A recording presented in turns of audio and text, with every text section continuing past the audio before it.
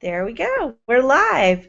So I have here with me today Valerie Carpenter. She is the founder of the Vestibule Center for Sound Living, and I'm really excited to interview her for a few minutes about what she does and how she works with both individual clients as well as offering some group workshops. And in addition, she's also investigating offering some options for corporate clients as well. Hi, Valerie. Hi, Lisa. So tell us a little bit about your business and your background. Well, it's called the Vestibule Center for Sound Living, and basically we're devoted to anything that promotes sound living through, guess what? Sound. And I work with sound, music, and vibration, and I've discovered that to be the absolute fastest way for anybody to come to a state of that inner calm, that inner quiet, that same quiet that we get from meditation. And the reason it's such a powerful healing modality is that it does take us to this still point. And once we get to that still point, the innate healing capacity of the body takes over. So that's the direction of the work that I do with my individual clients, using various different modalities of sound, music, and vibration. And I also work with groups to there are sound-based practices that span all the cultures of the globe and all the centuries of people being on the planet, because it really is the oldest healing, community building, celebratory modality that there is. And so I try to bring these forward in a community setting, and the plus side of that is that it's very healing as well. So that is the kind of work that I bring out to groups when I'm working with organizations, people recovering from serious or chronic illness, recovering from depression, PTSD. And the corporate, just to say a word about that, is what is a bigger problem in a person's work life and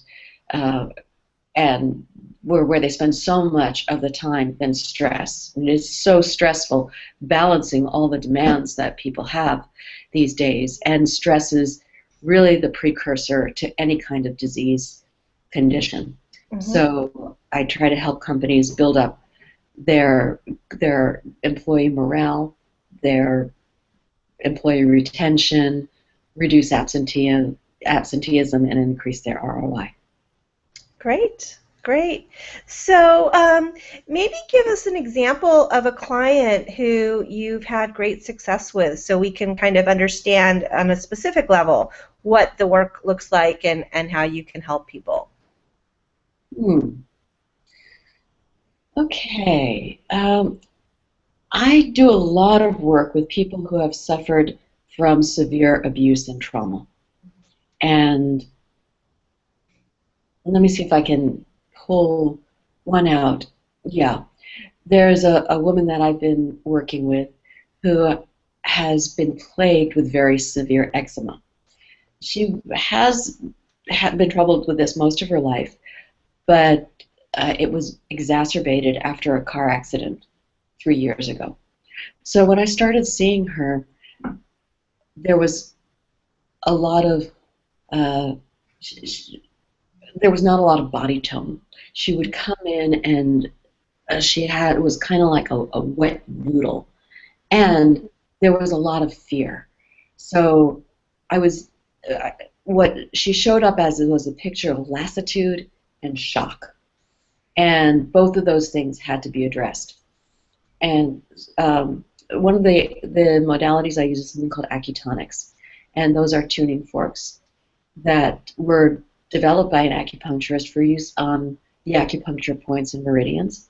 And so you get all the benefits from an acupuncture treatment, plus you get, I'm able to use different vibrations that harmonize us within the natural world as this is going on. So it's very, very potent medicine.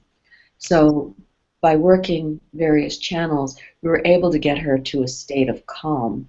But sometimes I had to address the shock first, when you're working with sound, you have to resonate with somebody where they're at.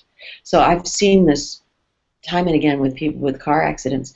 You can't even approach them because they've got, let me just call it an aura of shock around them. So I might have to approach from a very great distance, or I may have to make a lot of noise, banging on cymbals, banging on gongs, just so that their body calms down because they know that somebody is working with them. Anyway, I worked with this woman. She was in my 16-session program, which spans over about 4 to 8 months. And she has not only reduced the eczema significantly, she's also really in control of it now. She's in control of her reaction to it. She knows techniques and practices that I've taught her. Excuse me. No problem. That she can do to get her body out of that extreme stress condition. And of course, this all went back to childhood. So we were dealing with the components of her. Excuse me. Sorry about that. I've got one of those coughs that won't go away. Go ahead. Sorry. Well, we were dealing with components of abuse and trauma and neglect from childhood, which was pretty severe. So one of the other aspects that comes out in the work is core emotional release, where you're working with those core wounds and releasing them, working with the core belief systems that have gotten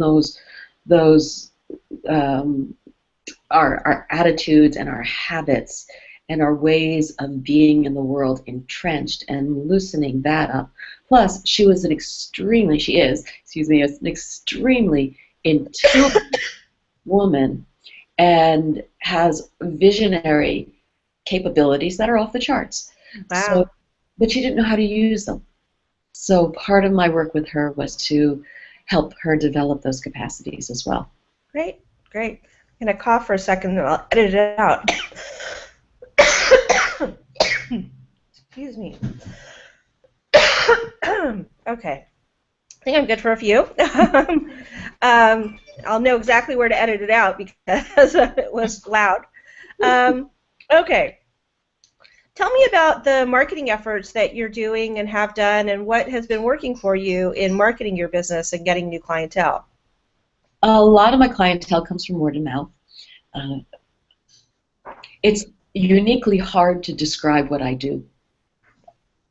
I've been in business groups where I've described it and described it and described it, and they get it, they get it, and they help me form an idea. But then when they come in and they actually feel what sound can do, what these tuning forks can do, the general reaction was, I'm in awe.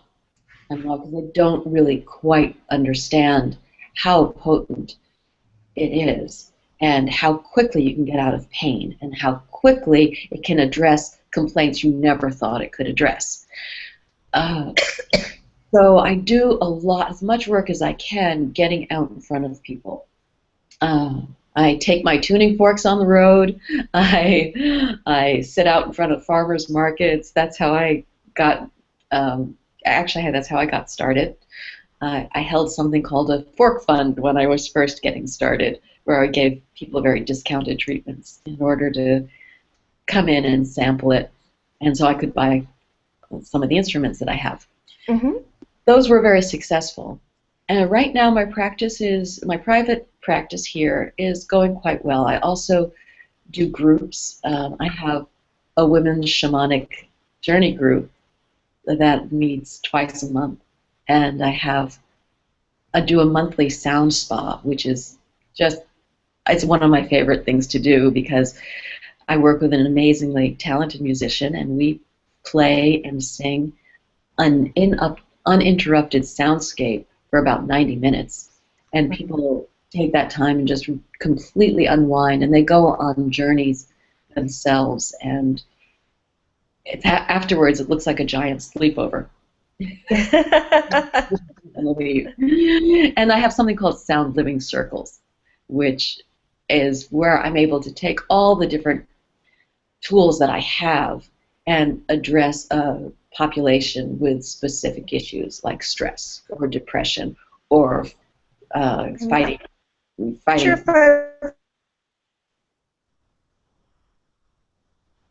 I think I lost that last little bit, but in my experience, the Google Hangout actually captures the video, so we'll keep our fingers crossed that that's all good. Okay. Um, I probably got so, side. Did I tell you enough about my marketing stuff? Is that? so are there any marketing challenges that you are facing that you would like some help with? Oh my God, tons. It's marketing is never ending. It's everlasting and never ending. And between getting the newsletters, trying to follow up on social media, trying to have those personal touchstones with clients, and trying to maintain a practice and trying to grow in different directions, that's my huge challenge. Because Mm-hmm. I would love to um, have what's happening at my studio maintain itself a little bit more so I can go out and reach larger populations. So that's a very big challenge for me. Mm-hmm. I know you've been doing an email newsletter pretty regularly, which is great, and you have a website up, and Mhm. you do some networking activities. Mhm. Um, I think one of the challenges that most solopreneurs have is, as you said, there's just a limited amount of time and lots of never-ending tasks that need doing. Mhm. So one of the things that I often encourage clients, especially on the social media piece, because I know that can by itself feel overwhelming, is to just choose one or two outlets, media platforms, so whether it's Facebook or LinkedIn or Twitter or Instagram or um, whatever, which one seems to be a good fit for your target audience. And Mhm. so I know we've talked in the past that your target audience tends to be women, probably 30 plus, maybe 35 plus. And so for that group, in their kind of personal life and self-development life, Facebook probably makes the most sense if you were to just choose one of the social media platforms to be engaged on. And Mhm. so focusing on just one, committing to do a post at least once a day, or the good news is there are so many tools now that you can schedule them.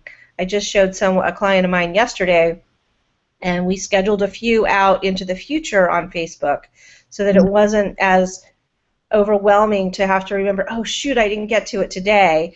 Well, now you can do a week's worth in about a half an hour instead of having to get to every day of the week.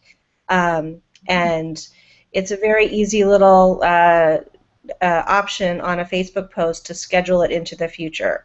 So, and there's other tools like Hootsuite that will let you do that as well. Wow, I So didn't. I would say, yeah, it makes a big difference in terms of managing the time because it absolutely can get overwhelming. Especially, I mean, to be honest, for me, the overwhelming part isn't so much the posting, it's the, oh, now I'm on Facebook and I get distracted. And Uh-huh. what should have been a 5 minute thing turns into a 40-minute thing, looking around and checking in and commenting. Yeah. That's the real time sink for Sure. me. It's not Can, the actual post.